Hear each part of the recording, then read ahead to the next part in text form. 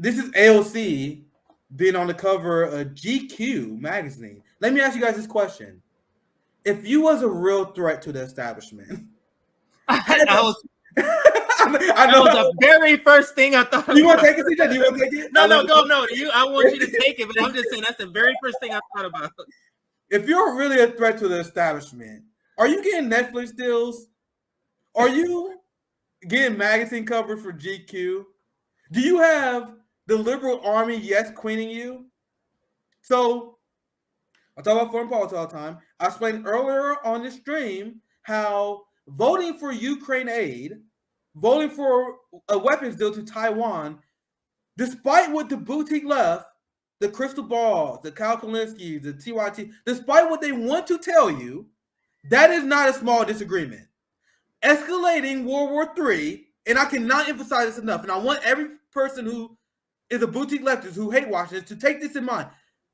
Foreign policy is not a small disagreement. I know they want to make it. Oh, come on. They just got different foreign policy. No, it's a big deal.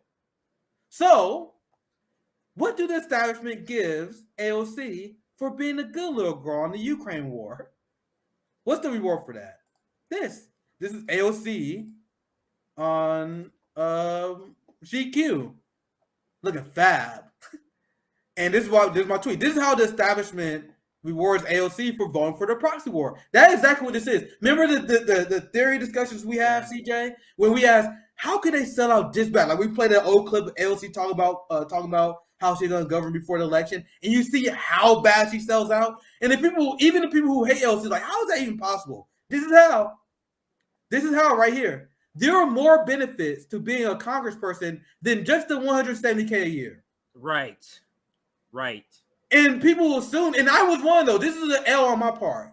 An L on my part was a few years ago. I thought if you don't take corporate money, oh shit, that means you don't represent the people. I say that's an L. I take that L. I used to really believe that. AOC doesn't take corporate money, man. There's no way she's gonna sell us out.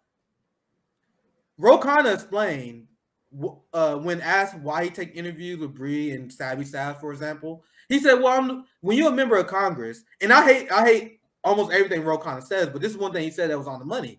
He says when you are a member of Congress, you're in the top 1% of 1% of privilege. I know technically they don't make as much money, and this is what Khanna explained, but he said the security you get, the power, the prestige, that's worth something. The lifetime retirement that you get, the lifelong pension if you get. I think you gotta be in Congress for what, 10 years? I don't even know what the threshold is. I got fact check. No, it can't be 10 because she's about to reach it soon, and she's not 10 years. I don't. Yeah, fact check me. I don't know the time limit, but there's like a certain length you got to be in Congress, and you get that lifetime pension. That's another mechanism that makes them more likely to sell out. But CJ, before I move on, I ran out. What's your initial take on this? I got a few more to add.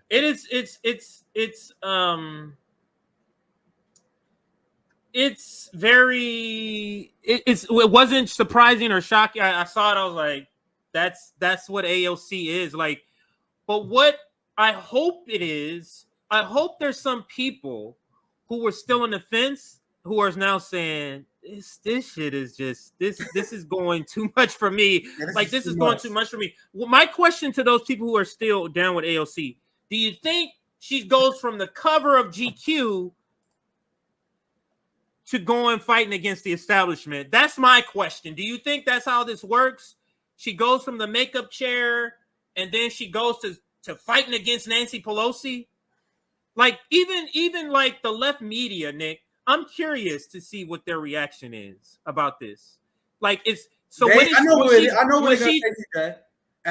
does something. Well, when she does something that they don't like the NATO vote, they just don't do content on it. Go ahead. You want to know how the people who have no shame and still stand AOC says in response to the GQ interview, they believe that AOC had just 4D chess play that she's doing. Oh, and all I do is go to the Met Gala. All I do is take magazine covers, and then I can trick the ruling class into supporting my ideas. That is literally, I'm not exaggerating. That is literally the ideology. AOC, and what about that video when she was walking? She was walking and she was saying something about I can't remember, getting my nails done. Or positive affirmation, something like that. Yeah, You're it's like, like, this is me man, this is affirming myself. ridiculous. This is me This is affirming myself. ridiculous. Okay. And this is what they really believe as their theory of change. And you guys see how unserious it is? That, all I gotta do is take a few GQ model magazine photo shoots. Then the liberals will love you. Then they will support Medicare for all. It's surely not a class struggle. All you gotta do is get them to like you. That is what their ideology is. And I'm gonna ask you guys this question because it's something I've noticed as well, which is very relevant to this conversation.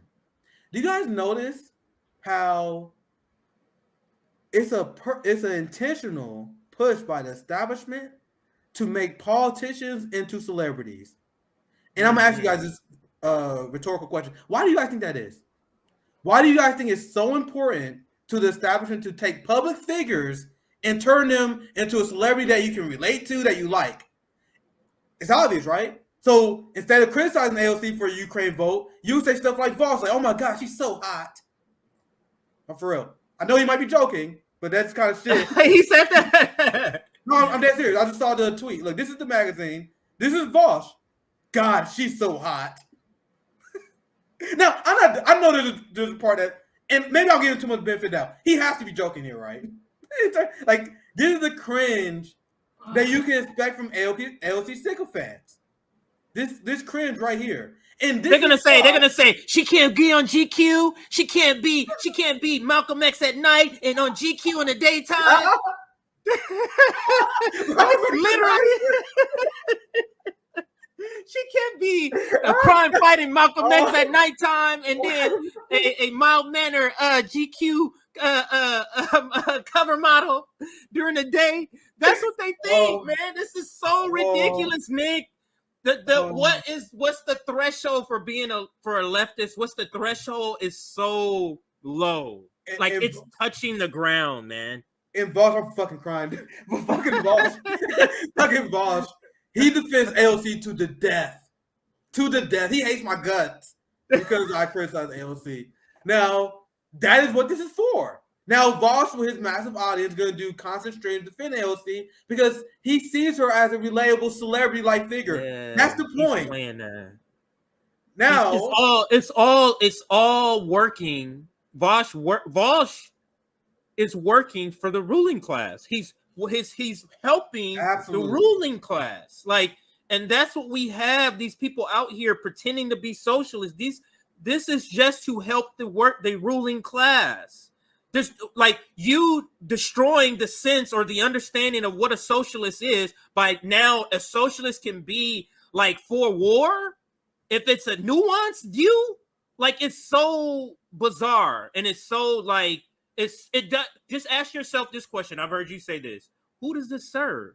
It certainly doesn't serve the working class. It certainly does not serve the proletariat. Go ahead. If I'm glad you brought that up. If you guys are ever lost on the issue where you don't know what side to take, just ask that question. Who did it serve?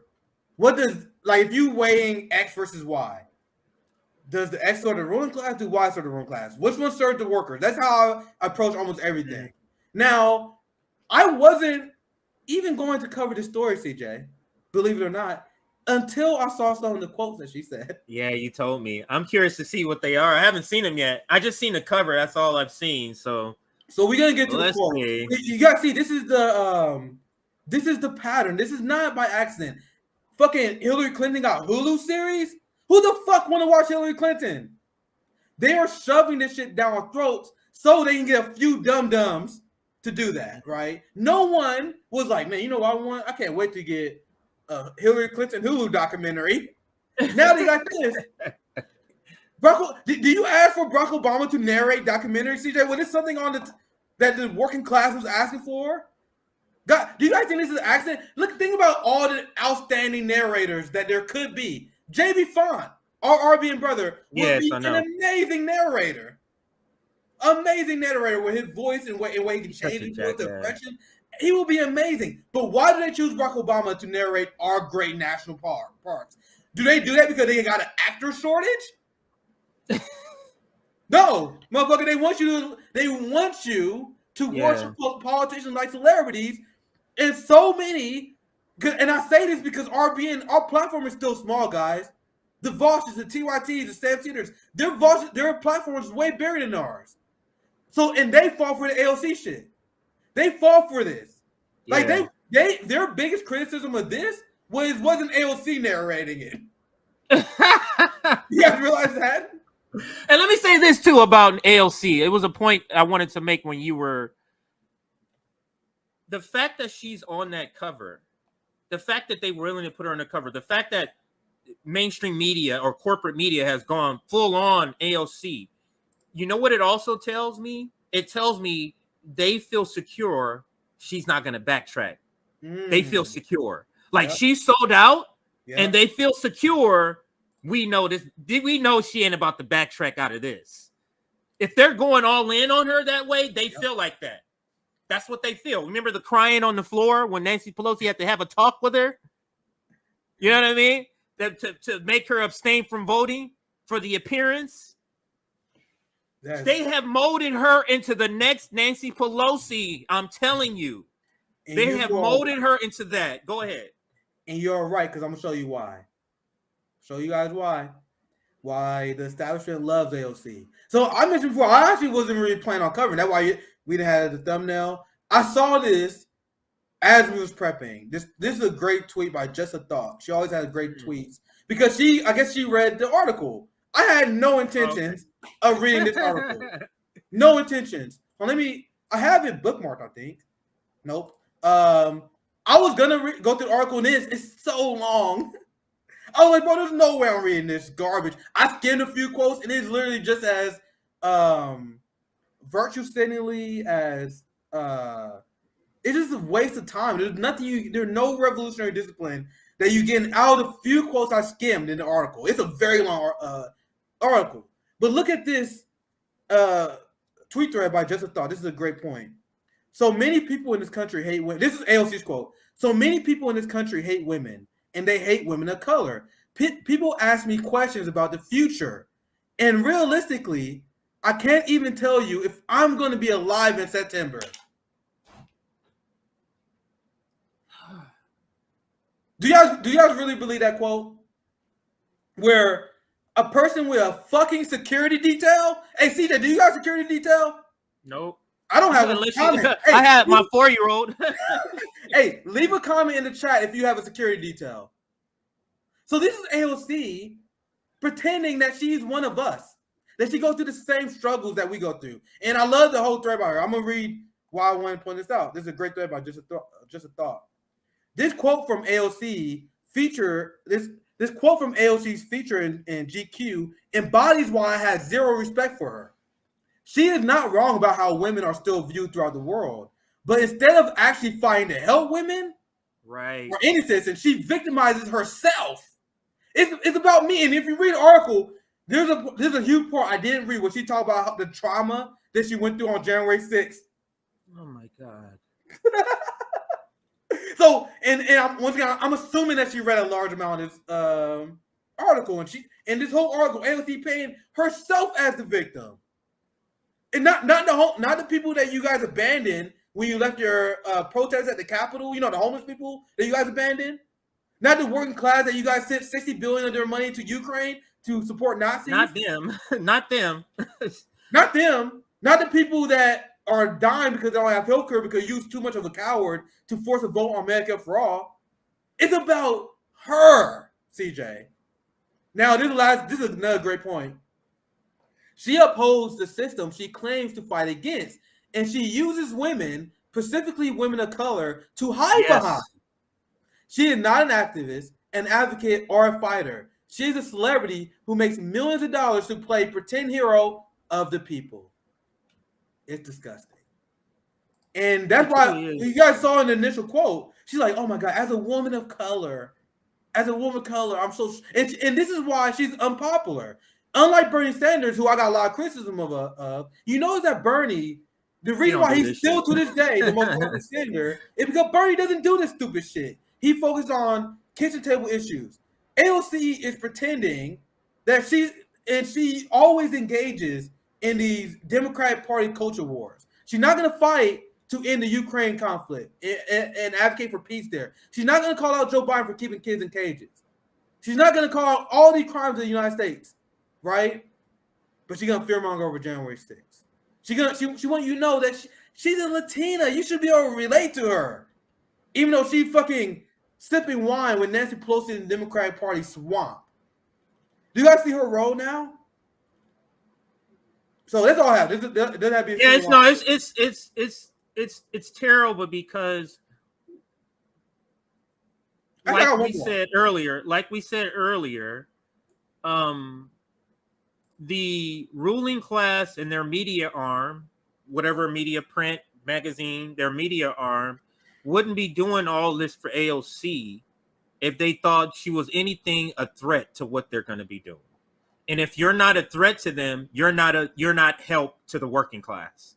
Any politician that's not a threat to the ruling class, that's not a threat to the establishment, either party, if you're not on a Kashama Swat level threat, you're not helping the working class. You're not helping the poor.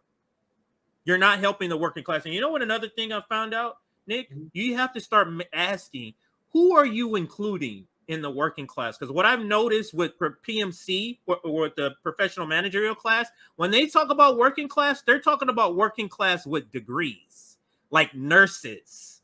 That's who they're talking about, not necessarily working class McDonald's working class. That's not necessarily who they're talking about.